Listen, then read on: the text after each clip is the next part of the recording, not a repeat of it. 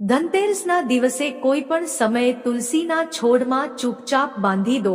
આ એક નાની ગુપ્ત વસ્તુથી એટલું ધન આવશે કે તમે સંભાળી નહીં શકો. સ્વયં માતા લક્ષ્મીએ આ ગુપ્ત ઉપાય બતાવ્યો છે. મિત્રો, ધનતેરસના દિવસે જો તમે આ નાનકડો ઉપાય કરી લો તો જીવનમાં ક્યારેય પાછળ વળીને જોવાની જરૂર નહીં પડે. એટલું ધન આવશે કે 7 પેઢીઓ બેસીને ધન ખાશે અને આખું વર્ષ ઘરમાં સુખ, શાંતિ, સમૃદ્ધિ અને ધનનો વરસાદ થશે. હા મિત્રો, જુઓ, ધનતેરસનો તહેવાર વર્ષમાં એક જ વાર આવે છે, જે દિવાળીના 2 દિવસ પહેલા ઉજવાય છે. હા, એવું કહેવાય છે મિત્રો કે આ દિવસે સ્વયં માતા લક્ષ્મી ધરતી પર આવે છે અને પોતાના ભક્તોના દુઃખ દૂર કરે છે. તે ભક્તોના ઘરમાં પ્રવેશે છે જ્યાં સ્વચ્છતા હોય, જ્યાં પવિત્રતા હોય.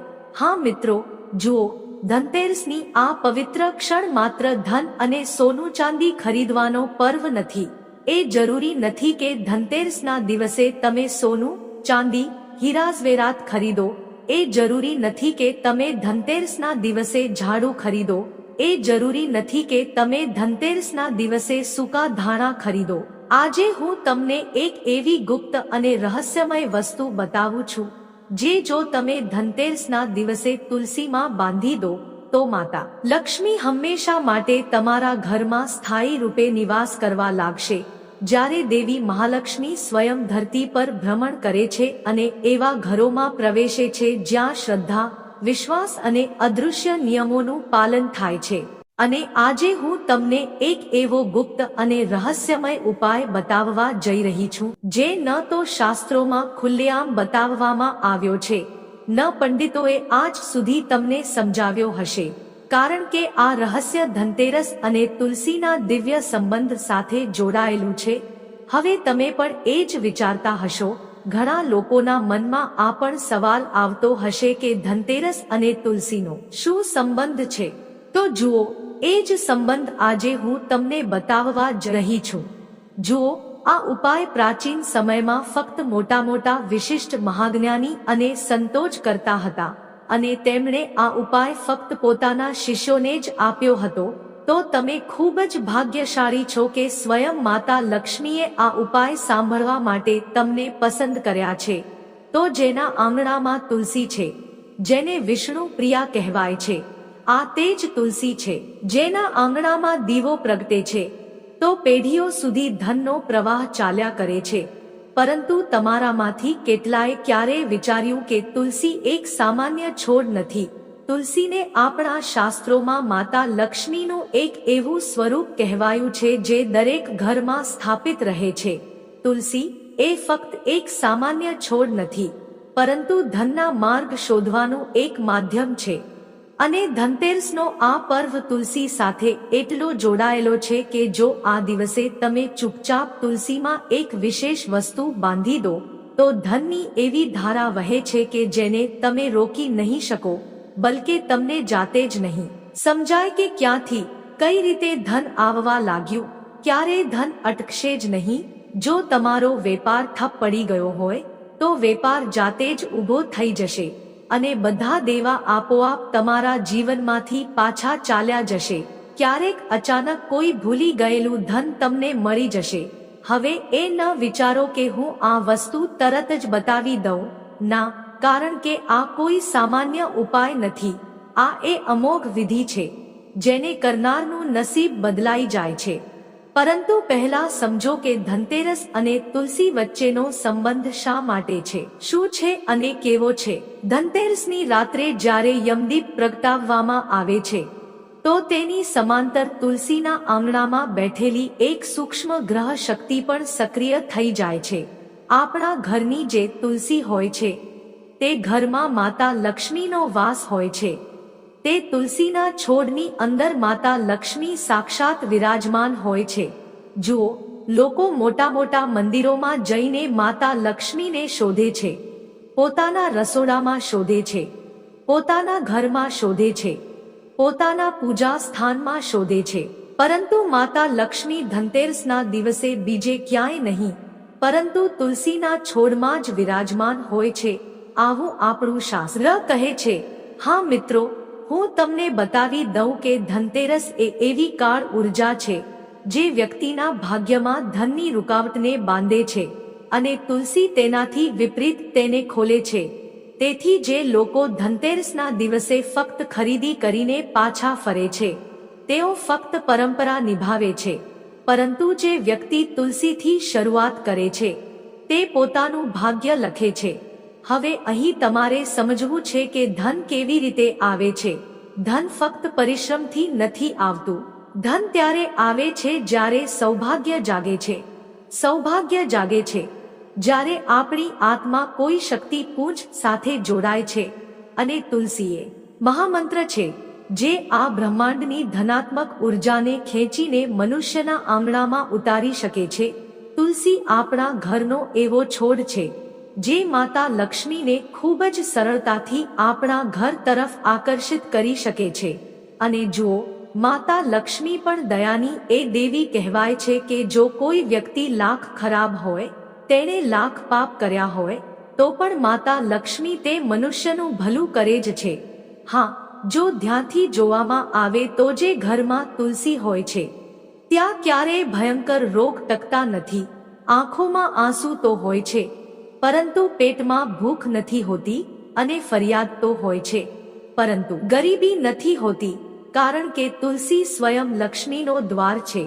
પરંતુ ધનતેરસના દિવસે એક નાનકડી ગુપ્ત વસ્તુ તુલસીમાં બાંધી દેવામાં આવે તો લક્ષ્મી કહે છે કે તે ત્યાં પગ નથી મૂકતી, બલકે પોતાનો ડેરો જમાવી લે છે, બલકે હંમેશા માટે તે ઘરમાં સ્થાયી રૂપે પોતાનું સ્થાન બનાવી લે છે. હવે વાત આવે છે કે તે વસ્તુ શું છે. જુઓ, તે કોઈ ચોખા નથી, ન કોઈ લવિંગ છે, ન અત્તર છે, ન સોપારી છે.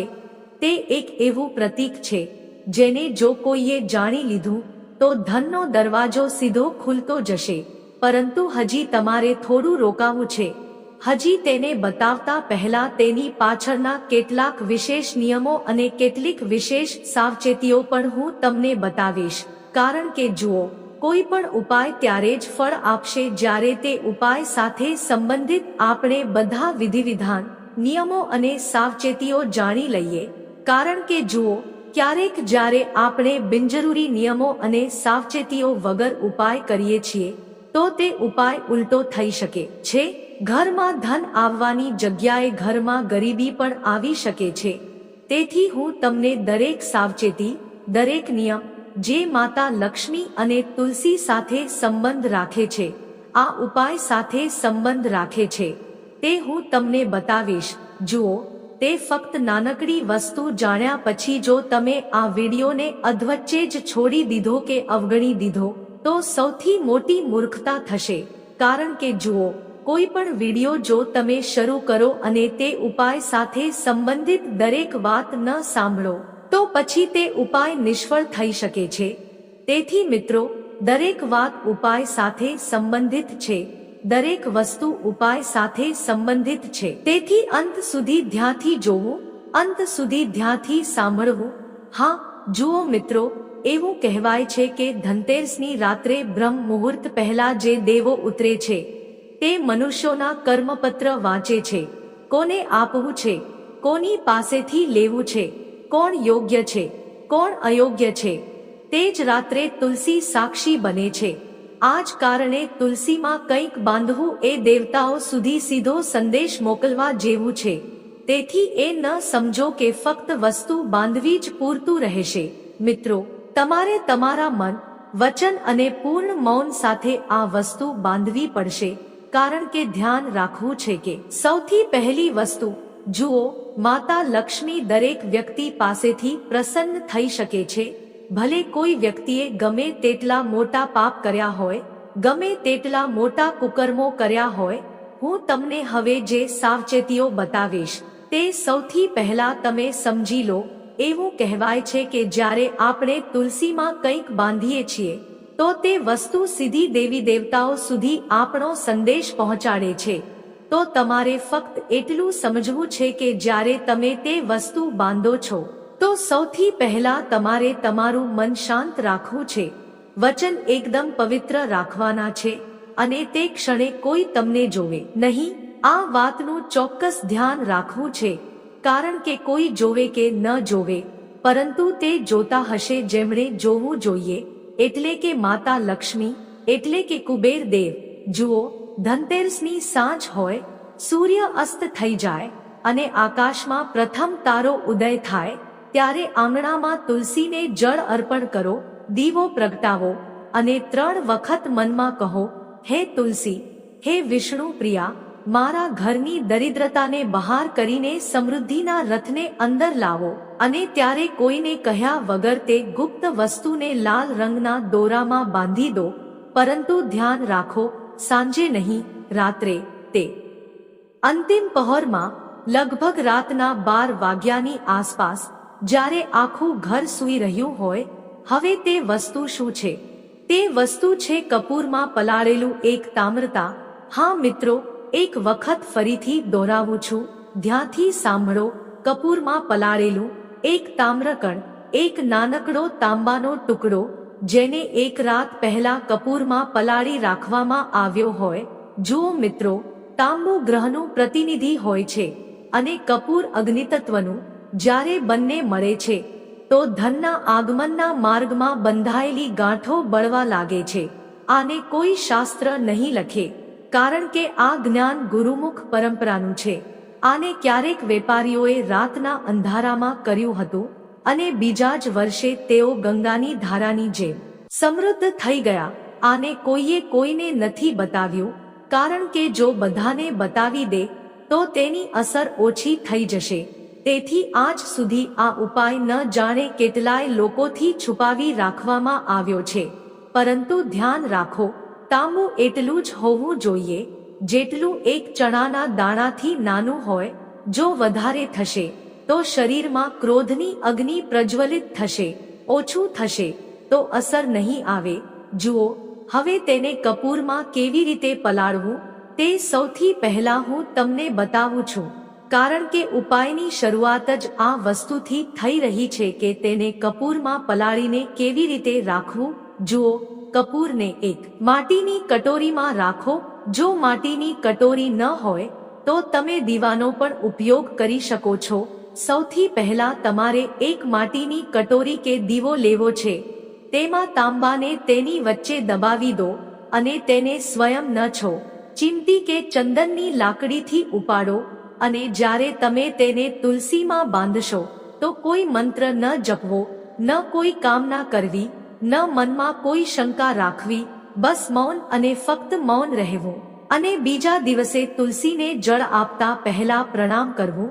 એ ન જોવું કે કંઈ બદલાયું કે નહીં, કારણ કે પરિવર્તન દૃશ્યમાં નહીં, દૃષ્ટિમાં શરૂ થાય છે. પહેલા મહિને અચાનક કોઈ જૂનું દેવું પાછું આવી જશે, બીજા મહિને અટકેલો વેપાર ખુલશે, ત્રીજા મહિને તમને જાતે જ નહીં સમજાય કે આટલું ધન ક્યાંથી આવવા લાગ્યું. ક્યારેક ધન પશુ, ધન વાહન, ધન સંતાનના રૂપમાં આવે છે, પરંતુ અહીં તે સીધું ભૌતિક ધનની ધારા ખોલશે. અને જો તમે આ વાત કોઈને કહેવાની ભૂલ કરી તો પ્રવાહ મંદ થઈ જશે. હવે સાવચેત રહેવું છે. કેટલાક એવા ઘરો હોય છે જ્યાં તુલસી સુકાવા લાગે છે, ત્યાં આ ઉપાય ન કરો. હા, આટલું ધ્યાન હવે ચોક્કસ રાખવું. જો તમારા ઘરમાં તુલસી સુકાઈ ગઈ હોય તો ભૂલથી પણ આ ઉપાય ન કરવો, નહીં તો આ ઉપાયનો ઉલટો પ્રવાહ શરૂ થઈ જશે. પરંતુ મિત્રો, જુઓ, તમે ઈચ્છો તો દિવાળી કે ધનતેરસ પહેલા તમારા ઘરમાં એક નવો તુલસીનો છોડ પણ લાવીને રોપી શકો છો. પરંતુ જુઓ, સૌથી વધુ લાભ ત્યાં જ થશે જ્યાં તુલસીનો છોડ જૂનો હશે અને હરોભરો હશે. તો સૌથી પહેલા તો તમારે તુલસીને ઘરમાં સુકાવા ન દેવી, અને જો સુકાવા લાગે તો ત્યાં આ ઉપાય ન કરો, કારણ કે ત્યાં પહેલા દોષનું પરિમાર્જન જરૂરી છે. પરંતુ જો તુલસી હરી હોય, જીવંત હોય, માટી ભીની હોય તો તે તૈયાર છે. તમારા સૌભાગ્યની રક્ષક બનવા માટે તે તૈયાર છે. માતા લક્ષ્મીને તમારા ઘરમાં આકર્ષિત કરવા માટે.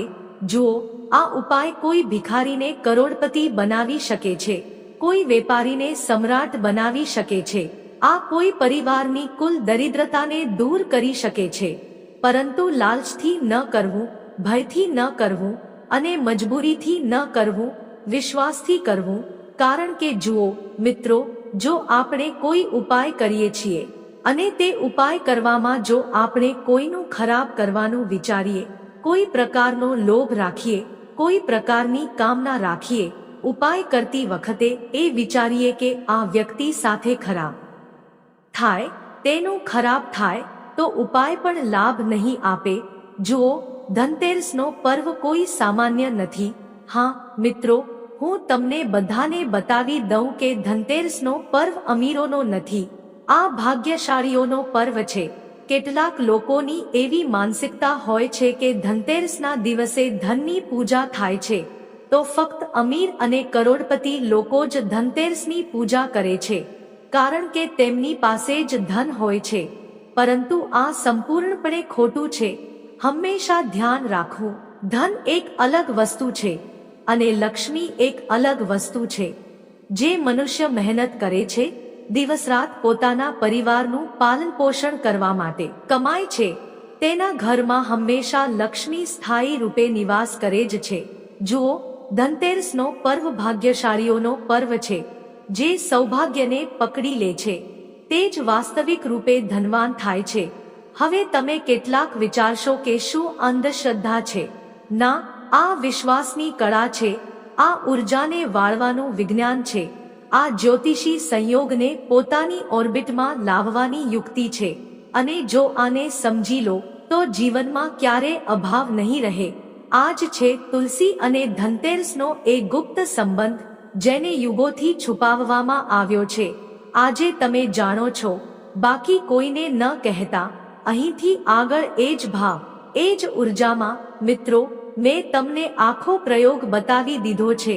હવે જુઓ, ઉપાય તો મેં તમને બતાવી દીધો છે, પરંતુ ઉપાય કરવાની સાથે સાથે તમે તે તાંબાની વસ્તુ ક્યાંથી લાવશો? આટલું પણ ચોક્કસ સાંભળી લો કે તે તાંબુ ખૂબ પવિત્ર હોવું જોઈએ. જ્યારે તમે તે તાંબાના નાનકડા ટુકડાને કપૂરમાં પલાળો કે પછી માટીના દીવામાં કે માટીની કટોરીમાં રાખો, તો સૌથી પહેલા તે તાંબાને તમારે ગંગાજળથી ધોઈ લેવું છે. ગંગાજળ ન હોય તો ગૌમૂત્રથી ધોઈ લેવું છે. અને ધ્યાન રાખો, મેં તમને બતાવ્યું છે કે તે તાંબાના નાનકડા ટુકડાને તમારે હાથથી ન હોવું, કાં તો ચીમટીથી ઉપાડવું છે કે પછી ચંદનની લાકડીથી ઉપાડવું છે. હવે આ પછી ધ્યાન રાખજો કે જે લાલ કપડામાં તમે તેને બાંધો છો, તે લાલ કપડું પણ સંપૂર્ણપણે સ્વચ્છ હોવું જોઈએ. તે લાલ કપડું પણ સંપૂર્ણપણે પવિત્ર હોવું જોઈએ. વપરાયેલું, ગંદુ કે મેલું ન હોવું જોઈએ. આટલું ચોક્કસ ધ્યાન રાખજો. લાલ કપડું એકદમ સ્વચ્છ રાખવું છે. અને તે પછી જુઓ, જ્યારે તમે આ ઉપાય કરો તો આટલું ચોક્કસ ધ્યાન રાખવું છે કે સ્ત્રીઓ શું કરે છે કે ક્યારેક જ્યારે કોઈ ઉપાય કરે છે તો સ્ત્રીઓ આસપાસના પાડોશીને બતાવી દે છે, માયકામાં બતાવી દે છે, સાસરે ઢોલ પીટી દે છે. ઉપાય કરતા પહેલા જ તો સ્ત્રીઓએ એકદમ ગુપ્ત રીતે આ ઉપાય કરવો છે. કારણ કે જુઓ, જો એક ઘરની સ્ત્રી આ ઉપાય કરશે તો આ ઉપાય વધુ ઝડપથી લાભ આપશે. શા માટે? કારણ કે ઘરની લક્ષ્મી કોણ હોય છે? ઘરની વહુ, દીકરી કે માતા. તો સ્ત્રીઓએ આ ઉપાય ખાસ કરીને કરવો, કારણ કે આ ઉપાય સ્ત્રીઓને ઝડપથી લાભ આપશે. કારણ કે એક સ્ત્રી જાણે છે કે તેના ઘરમાં કઈ વસ્તુની કમી છે, તેના ઘરમાં કઈ વસ્તુની જરૂર છે, અને તે જ આસ્થા, તે જ શ્રદ્ધા અને તે જ વિશ્વાસ સાથે સ્ત્રીઓ આ ઉપાય કરશે. તો હવે જુઓ, મેં તમને આ વિડીયોમાં ઉપાય સાથે સંબંધિત નિયમો પણ બતાવ્યા હતા કે એકદમ મૌન રહેવું છે, કોઈની સાથે વાત ન કરવી, મન એકદમ પવિત્ર રાખવું છે, હૃદય એકદમ સાફ રાખવું છે, અને સાવચેતીઓ પણ બતાવી છે. સાવચેતી તો મેં તમને હજી એક જ બતાવી છે કે આ ઉપાય કરતી વખતે કોઈ તમને જોવે નહીં, અને તે નાનકડી તાંબાની વસ્તુને એવી જગ્યાએ બાંધવી જ્યાંથી દરેક વ્યક્તિની નજર ન પડે. જુઓ, જો તુલસી ખૂબ જ હરીભરી અને ગાઢ હોય તો તેને એકદમ વચ્ચે બાંધી દેવું, જેથી કોઈ સામાન્ય મનુષ્યની નજર તેના પર ન પડે. ફક્ત માતા લક્ષ્મી અને કુબેર દેવની નજર જ તેના પર પડવી જોઈએ. જુઓ મિત્રો, આજના જીવનમાં દુઃખ તકલીફ દરેક મનુષ્યના જીવનમાં છે. કોઈ વ્યક્તિ દેવાથી પરેશાન છે, કોઈ વ્યક્તિને સંતાન સુખ મળતું નથી, કોઈ વ્યક્તિ નોકરી કરે છે પરંતુ નોકરીમાં પ્રમોશન મળતું નથી, વેપાર લોકો ખોલે છે પરંતુ ક્યારેક લોકોનો વેપાર ચાલતો નથી, ઠપ પડી જાય છે, ઘરમાં હંમેશા ઝઘડા ક્લેશ થાય છે, ઘરમાં બરકત રહેતી નથી અને ઘરમાં આવે દિવસે કોઈને કોઈ વ્યક્તિ કોઈને કોઈ રોગથી ગ્રસ્ત રહે જ છે. કોઈને કોઈ રોગ પરિવારના કોઈને કોઈ વ્યક્તિને પકડીને બેસી જાય છે. તો આ ઉપાય ધનતેરસના દિવસે ચોક્કસ કરજો, કારણ કે આ ઉપાયની એક માન્યતા એ પણ છે કે આ ઉપાય ન માત્ર ધનના આગમનના દ્વાર ખોલે છે, બલકે આપણા જીવનની પરેશાનીઓને પણ દૂર રાખે છે. હા મિત્રો, જુઓ, મનુષ્ય કમાય છે કોના માટે? પોતાના પરિવાર માટે કમાય છે, પોતાના પરિવારની ખુશી માટે કમાય છે. અને જ્યારે ક્યારેક ઝઘડા અને ક્લેશ થાય છે તો તે જ પરિવાર પણ ઘરથી જતો રહે છે. તો તમે આ ધનતેરસના દિવસે માતા લક્ષ્મી પાસે આ કામના પણ ચોક્કસ કરજો કે હે માતા લક્ષ્મી, તમે મારા ઘરને હંમેશા એકજૂટ રાખજો, મારા પરિવારને ક્યારેય વિખેરાવા ન દેજો. જો પરિવારમાં ઝઘડા અને ક્લેશ થાય છે તો તેનો તરત જ નિવારણ કરજો, પરંતુ મારા પરિવારને વિખેરાવા ન દેજો, મારા પરિવારને તૂટવા ન દેજો. કારણ કે જુઓ, માતા લક્ષ્મી પણ તે ઘરમાં હંમેશા સ્થાયી નિવાસ કરે છે જ્યાં વહુ દીકરીઓનું સન્માન થાય છે. કારણ કે ધનની દેવી માતા લક્ષ્મી કહે છે કે જો ઘરની લક્ષ્મી હસ્તિરમતી રહેશે તો ધનની દેવી પણ તમારા ઘરમાં હસ્તિરમતી રહેશે. તહેવારના દિવસોમાં ઘણા લોકોની આદત હોય છે કે ઘરની લક્ષ્મી પર બૂમો પાડે છે, અપશબ્દો બોલે છે. તો જુઓ, આ વખતે તમે ધ્યાન રાખજો કે સૌથી પહેલા ઘરમાં સારું અને સકારાત્મક વાતાવરણ બનાવી રાખવું, ન કોઈ વ્યક્તિની બુરાઈ કરવી, ન કોઈ વ્યક્તિને અપશબ્દો બોલવા, ન કોઈ વ્યક્તિ પ્રત્યે મનમાં દ્વેષ રાખવો.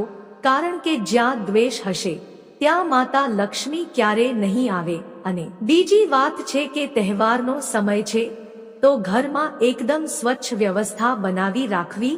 રસોડામાં રાત્રે જૂઠા અને ગંદા વાસણો ન છોડવાના, રાતના વાસણો રાત્રે જ ધોઈ દેવાના અને સવારના વાસણો સવારે જ ધોઈ દેવાના.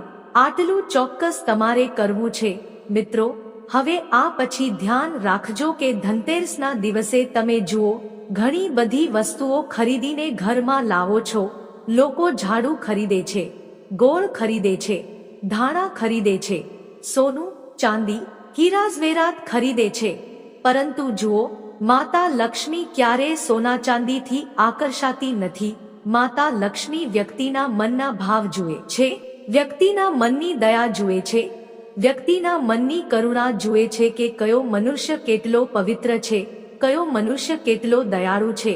કારણ કે એવું કહેવાય છે કે માતા લક્ષ્મી હંમેશા તે લોકો પાસે સૌથી વધુ જાય છે જે લોકો બીજાનું ભલું કરવાની ઈચ્છા સૌથી પહેલા રાખે છે. ઘણીવાર તમે પણ જોયું હશે કે આ જે મોટા મોટા લોકો હોય છે, આ આટલા અમીર શા માટે હોય છે? શા માટે? કારણ કે આ લોકોનું ભલું પણ કરે છે, દાન પુણ્ય કરે છે, તે માતાની સેવા પણ કરે છે, અસહાય વ્યક્તિઓને વસ્ત્રો પણ દાન કરે છે. તો તમે એક વસ્તુનો વધુ પ્રણ લેજો કે આ ધનતેરસના દિવસે તમે કોઈ અસહાય વ્યક્તિની મદદ ચોક્કસ કરજો. કોઈ ગરીબ વ્યક્તિ જો તમારા ઘરના દ્વારે આવે તો તેનું અપમાન ન કરજો. એવું બની શકે કે માતા લક્ષ્મી તમારી પરીક્ષા લેવા આવી હોય તે ગરીબ વ્યક્તિના રૂપમાં, અને જો તમે અપમાન કર્યું તો તમે અપમાન તે ગરીબ વ્યક્તિનું નહીં બલકે સાક્ષાત માતા લક્ષ્મીનું કર્યું છે. તેથી ધ્યાન રાખજો કે માતા રાણી તમારી પણ રૂપમાં પરીક્ષા લેશે.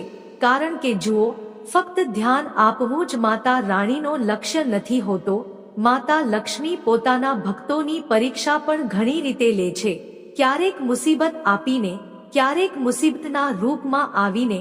તો ધ્યાન રાખજો કે આગામી સમયમાં તમારે કોઈ સ્ત્રીનું અપમાન ન કરવું, કોઈના વિશે દ્વેષ, ધૃણા કે તિરસ્કાર ન રાખવો, કોઈની ભાવનાઓને ઠેસ ન પહોંચાડવી, પોતાના શબ્દોનું ખૂબ જ યોગ્ય ચયન કરવું.